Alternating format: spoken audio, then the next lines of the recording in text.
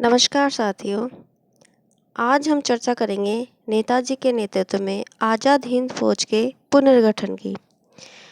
तो हम पहले बता चुके थे कि आज़ाद हिंद फौज का गठन पहली बार राजा महेंद्र प्रताप सिंह द्वारा 29 अक्टूबर 1915 को अफ़गानिस्तान में किया गया था। मूल रूप से उस समय यह आज़ाद हिंद सरकार की सेना थी, जिसका लक्ष्य अंग्रेज़ों से लड़कर भारत को स्वतंत्रता दिलाना था। इसके बाद द्वितीय विश्व युद्ध के दौरान सन 1942 में जापान की सहायता से टोक्यो में रास बिहारी बोस ने भारत को अंग्रेज़ों के कब्जे से स्वतंत्र कराने के लिए आज़ाद हिंद फौज या इंडियन नेशनल आर्मी नामक सशस्त्र सेना का गठन किया। इस सेना के गठन में कैप्टन मोहन सिंह, रास बिहारी बोस एवं निरंजन सिंह गिल ने महत्वपूर्ण भूमिका निभाई थी। आज़ाद हिंद फौज की स्थापना का विचार सबसे पहले मोहन सिंह के मन में आया था। इसके बाद जब 2 जुलाई 1943 को सुभाष जापानी नियंत्रण वाले सिंगापुर पहुँचे और टोक्यो में उन्होंने भाषण दिया। ये 1943 की बात है, जब टोक्यो रेडियो से नेताजी ने घोषणा की कि अंग्रेज़ों से यह आशा करना बिल्कुल व्यर्थ है कि वे स्वयं अपना साम्राज्य छोड़ देंगे। हमें भारत के भीतर और बाहर से स्वतंत्रता के लिए स्वयं संघर्ष करना होगा। इस भाषण से प्रभावित होकर रास बिहारी बोस ने 4 जुलाई 1943 को 46 वर्षीय सुभाष को आज़ाद हिंद फौज का नेतृत्व सौंप दिया। इसके बाद 4 जुलाई 1943 को ही सिंगापुर के कैथे सिनेमा हॉल में आयोजित एक समारोह में नेताजी ने IIL का अध्यक्ष पद ग्रहण किया। लेफ्टिनेंट कर्नल के भोसले ने सैनिकों की तरफ से उनका अभिनंदन किया। इस अवसर पर नेताजी ने स्वतंत्र भारत की अस्थायी सरकार बनाने और आज़ाद हिंद फौज को लेकर हिंदुस्तान जाने की घोषणा की। डॉक्टर राजेंद्र पटोरिया ने अपनी पुस्तक नेताजी सुभाष में कैथे भवन में आयोजित इस समारोह का उल्लेख करते हुए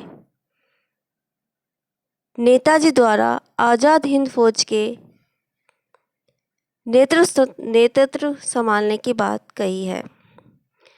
उन्होंने ये लिखा है कि इस समारोह में नेताजी ने सेना को प्रभावित करने के लिए या जोश भरने के लिए कहा, हमारे रास्ते में भूख प्यास की तकलीफ़ें आएंगी। हमारे में से कितने आदमी बचेंगे यह कहना मुश्किल है, लेकिन हम भारत को आज़ाद करवा कर रहेंगे। नेताजी के इस भाषण ने लोगों को बांध दिया और सेना की जो संख्या 16,300 के आसपास थी, वो पहुंचकर लगभग 50,000 के पार हो गई। 5 जुलाई 1943 को नेताजी ने सिंगापुर के टाउन हॉल के सामने सुप्रीम कमांडर के रूप में आज़ाद हिंद फौज के पुनर्गठन की विधिवत घोषणा करते हुए सेना का निरीक्षण किया। इसी निरीक्षण के दौरान नेताजी ने सेना को दिल्ली चलो का नारा दिया था। इसके साथ ही नेताजी ने आज़ाद हिंद फौज को पुनर्गठित करते हुए उसे मुख्य रूप से 5 अलग अलग गुरिल्ला रेजिमेंटों में बांटा। जिसमें सबसे फर्स्ट या प्रथम थी गांधी ब्रिगेड। गांधी ब्रिगेड जिसका नेतृत्व कर रहे थे कर्नल इनायत कियानी। दूसरी थी आज़ाद ब्रिगेड और इसका नेतृत्व करने वाले थे कर्नल गुलजार सिंह। तीसरी थी नेहरू ब्रिगेड, इसका नेतृत्व कर रहे थे लेफ्टिनेंट कर्नल गुरुबख्श सिंह ढिल्लों। चौथी रेजिमेंट थी सुभाष ब्रिगेड, कर्नल शाहनवाज खान इसका नेतृत्व कर रहे थे। सुभाष ब्रिगेड चुने हुए सैनिकों की ब्रिगेड थी।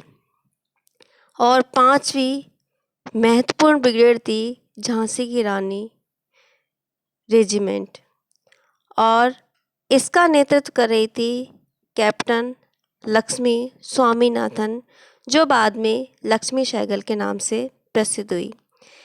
ये नेताजी की सबसे बड़ी उपलब्धि थी। यहाँ पर नेताजी ने महिलाओं को पुरुषों के समान मानते हुए उन्हें स्वतंत्रता हासिल करने का बराबर का अधिकार देते हुए उन्हें अपनी सेना में समान स्थान दिया। वो समझते थे कि महिलाएं पुरुषों से कहीं भी कम नहीं है। ये भारत की आधी आबादी है और भारत की आधी आबादी को भी संघर्ष का समान अधिकार है और इसीलिए उन्होंने कैप्टन लक्ष्मी स्वामीनाथन के आग्रह पर झांसी की रानी रेजिमेंट का निर्माण करवाया। इसके बाद देखिए, आप इस स्लाइड में देख सकते हैं कि कैप्टन लक्ष्मी सहगल के साथ नेताजी सुभाष महिला बटालियन का निरीक्षण कर रहे हैं। उसी के नीचे महिला बटालियन युद्ध के लिए सशस्त्र लेकर पूर्ण रूप से तैयार है। नेक्स्ट स्लाइड में नेताजी पुरुष बटालियन के साथ हैं। वो यहाँ पर वर्दी में अपनी सेना का निरीक्षण कर रहे हैं।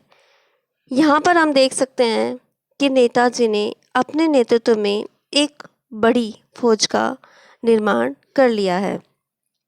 इसके बाद देखिए, नेताजी ने एक बहादुर ग्रुप भी बनाया। यह स्पेशल ऑपरेशन के लिए था। भारतीय सीमा में घुसकर छोटी छोटी गुरिल्ला कार्रवाई को अंजाम देना इसका कार्य था। इसके अतिरिक्त नागरिक तमाम जोश के बावजूद युद्ध के मोर्चे पर नहीं भेजे जा सकते थे। इसके लिए आज़ाद स्कूल ऑफ मिलिट्री की स्थापना की गई। ट्रेनिंग की जिम्मेदारी हबीब उर रहमान को दी गई थी। इसके अलावा युद्ध में ब्रिटिश एयरफोर्स की चुनौती से निपटने के लिए नेताजी ने 45 भारतीय नौजवानों को खुद चुना। इन्हें टोक्यो में फाइटर प्लेन उड़ाने की ट्रेनिंग के लिए भेजा गया। नौजवान पायलट्स के इस जत्थे को बाद में टोक्यो बॉयज़ के नाम से जाना गया। नेताजी ने आज़ाद हिंद फौज का कमांड स्वयं ने संभाला। नेताजी के नेतृत्व में इस आज़ाद हिंद फौज का लक्ष्य था आज़ाद हिंद फौज का विस्तार और पुनर्गठन, और इसका कार्यक्रम था भर्ती और प्रशिक्षण उनके कार्यक्रम के प्रमुख अंग थे। स्त्री और पुरुष दोनों के लिए अलग अलग शिविर बनाकर इन्होंने प्रशिक्षण की व्यवस्था की। हिंदुस्तानी भाषा में ही फौज को आदेश तथा शिक्षा दी जाती थी। 6 माह ट्रेनिंग के बाद रंगरूटों को आज़ाद हिंद फौज में भर्ती कर लिया जाता था। प्रवासी भारतीयों को इस आंदोलन से जोड़ने के लिए नेताजी ने हांगकांग, शंघाई, मनीला, जावा, सुमात्रा, बोर्निया तथा अन्य स्थानों का दौरा करके लोगों को अपने उद्देश्य से अवगत कराया। प्रवासी भारतीयों ने सुभाष से प्रभावित होकर तन मन धन से इस आंदोलन को पूर्ण सहयोग दिया। आज़ाद हिंद फौज के पुनर्निर्माण के अवसर पर कहा था कि यह केवल अंग्रेजी दासता से भारत को मुक्त कराने वाली सेना नहीं है, अपितु बाद में स्वतंत्र भारत की राष्ट्रीय सेना का निर्माण करने वाली सेना भी है। साथियों, आपको युद्ध के लिए तैयार रहना है और आपके युद्ध का नारा होगा, चलो दिल्ली, चलो दिल्ली। अब देखिए, यहाँ पर नेताजी ने अपनी आज़ाद हिंद फौज का निर्माण किया, उन्हें एक लक्ष्य दिया, भारत जाना और भारत को अंग्रेजों की दास्ता से मुक्त कराना। दिसंबर 1943 तक आज़ाद हिंद फौज की स्थिति कुछ इस प्रकार थी। इसको हम 3 डिवीज़नों में बांटकर देख सकते हैं। प्रथम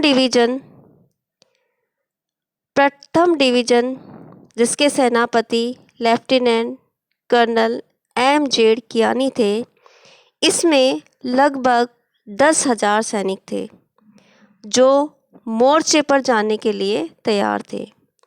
इसकी तीनों ब्रिगेडों का नेतृत्व लेफ्टिनेंट कर्नल I.J. कियानी जो गांधी ब्रिगेड का नेतृत्व कर रहे थे, कर्नल गुलजार सिंह जो आज़ाद ब्रिगेड का नेतृत्व कर रहे थे और लेफ्टिनेंट कर्नल अजीज अहमद खान को सौंपा गया। दूसरे डिवीज़न, इसमें अधिकतर नागरिक रंगरूट थे, इसकी कमान लेफ्टिनेंट कर्नल N.S. भगत को सौंपी गई। और तीसरे डिवीज़न, इसमें भी नागरिक रंगरूट शामिल थे, लेकिन इनका प्रशिक्षण अभी जारी था। इसका केंद्र सिंगापुर में था और इसकी कमान मेजर जनरल J.K. भोंसले को सौंपी गई थी। इसी बीच शाहनवाज खान की कमान में सुभाष ब्रिगेड भी गठित कर ली गई थी। इस ब्रिगेड में प्रथम डिवीज़न के चुने हुए सैनिकों को ही भर्ती किया गया था।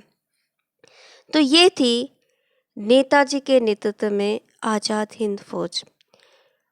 अब इस पुनर्गठित आज़ाद हिंद फौज का अगला कदम क्या था, या नेताजी ने इस आज़ाद हिंद फौज को किस तरह युद्ध के लिए तैयार किया और उनको किस प्रकार भारतीय सीमा तक पहुंचाया। और नेताजी के नेतृत्व में इस आज़ाद हिंद फौज ने किस तरह से अपने जोश का, जज्बे का जलवा दिखाया और भारतीय इतिहास में नेताजी और खुद आज़ाद हिंद फौज का नाम रोशन किया और भारत की आज़ादी में एक महत्वपूर्ण योगदान दिया। हालांकि आज़ाद हिंद फौज जो लक्ष्य लेकर चल रहा था वो उसे पूरा नहीं कर पाया, लेकिन भारत की आज़ादी में उनके योगदान को भुलाना असंभव है। उन्होंने भारतीय आज़ादी का एक नया इतिहास लिखा और भारतीयों के मन में आज़ादी के लिए एक नया जोश पैदा किया। उसी जोश के साथ भारतीयों ने अंग्रेजों की दास्ता से मुक्ति प्राप्त करने का प्रयास किया। तो यहाँ न केवल गांधी का भारतीय आज़ादी में महत्वपूर्ण स्थान है, बल्कि उनके समकक्षी नेताजी और आज़ाद हिंद फौज का भारतीय आज़ादी प्राप्त करने में महत्वपूर्ण योगदान रहा है। तो आज़ाद हिंद फौज सेना ने युद्ध के मोर्चे पर किस तरह से अपना जलवा दिखाया, इसकी चर्चा हम अगले वीडियो में करेंगे। तब तक के लिए नमस्कार, जय हिंद।